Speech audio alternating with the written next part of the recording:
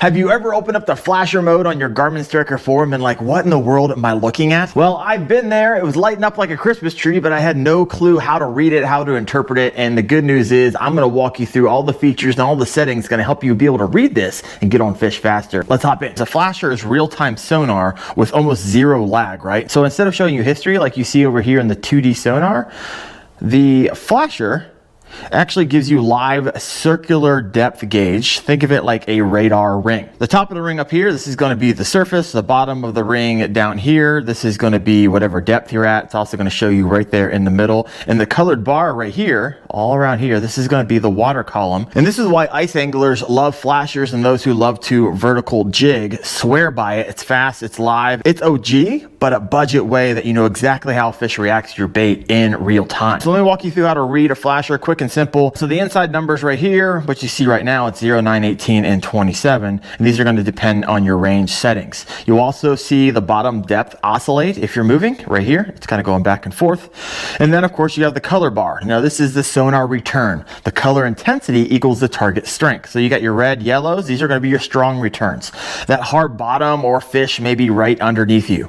That green is going to be a weaker return, right? So it could be a soft bottom or a fish moving away. And that blue is going to be that very weak return, maybe bait or light clutter. And you'll also sometimes be able to see your lure as a thin moving line. So you can drop it, you can see it fall, you lift it, you can see it rise. Fish are going to appear as thicker colored bars, usually yellow-red, that react instantly when your lure moves, which is pretty freaking sweet. Now, once you learn this, you feel like you're playing like a real-time video game, but it's in like 64-bit, right? Compared to what's available out there today with down-facing sonar, where you can actually like see your bait get hit and you can see the fight as you bring it back to the surface.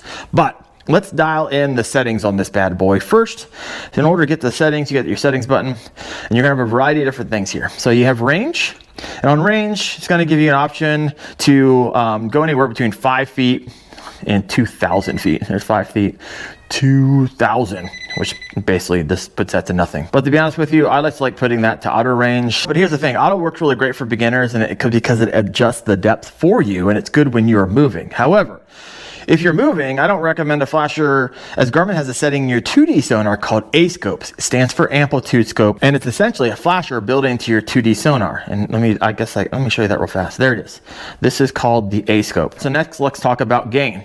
You're going to have the option of auto low, auto medium, or auto high. Now this controls the sensitivity. It's a filter strength that will show you how strong the returns look on your flasher. Auto low, this is going to be really great for beginners, keeps the clutter down. Auto medium, this is going to be a great all around choice. Auto high, this is the most sensitive, right? It's going to pick up on small baits and soft returns. Pro tip here, if you drop a jig and can't see it well, bump your gain up. Let's leave that on auto medium. Next, here's some options here. Is on the flasher, you're going to be able to go down to frequency. You're going to have 4 different options here. You have Chirp 77 kilohertz, Chirp 200 kilohertz, 77 kilohertz, and 200 kilohertz. So let me break this down for you. The 200, start down here, 200 kilohertz. This is going to be a fixed frequency, right? It fires one single frequency straight down. It's a narrow cone at 15 degrees, so it's very focused, which means it's going to be really precise for vertical jigging because it's looked directly under you. It's clean. It's a traditional flasher feel.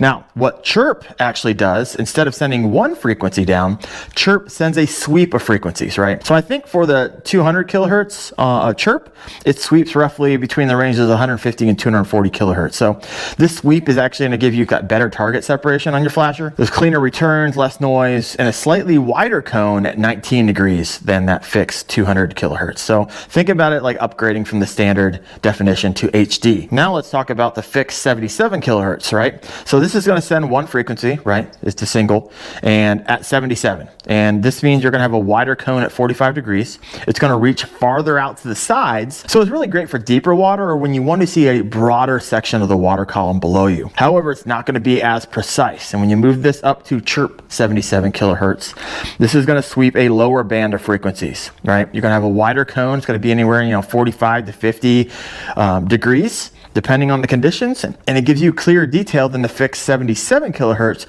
while maintaining that big coverage area. So it's really great for deep water and searching for suspended fish. So how does the cone angle actually affect what you see on the flasher? Now here's something most anglers don't realize. Your flasher just doesn't show you what's directly under your transducer. It shows anything inside of your sonar cone, right? So if you're ice fishing or vertical jigging, and you're using that 77 kilohertz cone, which is very wide, about 45 degrees, you're actually seeing a ton of area, not just what's below your hole. And let me show you what that looks like in real numbers. So here's an example, 77 kilohertz cone at 30 feet deep. So if you do the math to find the radius of that sonar cone, like depth times tan, cone angle divided by 2, blah, blah, blah, blah, blah, it equals 12.4 feet. That means your sonar cone is covering a circle of roughly 25 feet across. So anything inside of that 25-foot circle shows up on your flasher. So fish you see at the bottom could be like 12 feet to your right or like 12 feet to your left. And so you might be thinking, why in the world are they not biting? It's because you're jigging here and the fish is actually 12 feet to the right of you. And you think you're on top of them, but you're not. So if your flasher shows a fish at 30 feet using 77 kilohertz, that fish is somewhere inside of a 25-foot circle, not necessarily right underneath of you. This is why deep water ice anglers switch to 200 kilohertz or 200 kilohertz chirp for that tighter cone and more precise jig tracking. So now let's go into sonar setup and go to scroll speed. And you're gonna have a variety of different options: ultra, scroll, fast, medium, slow, and auto.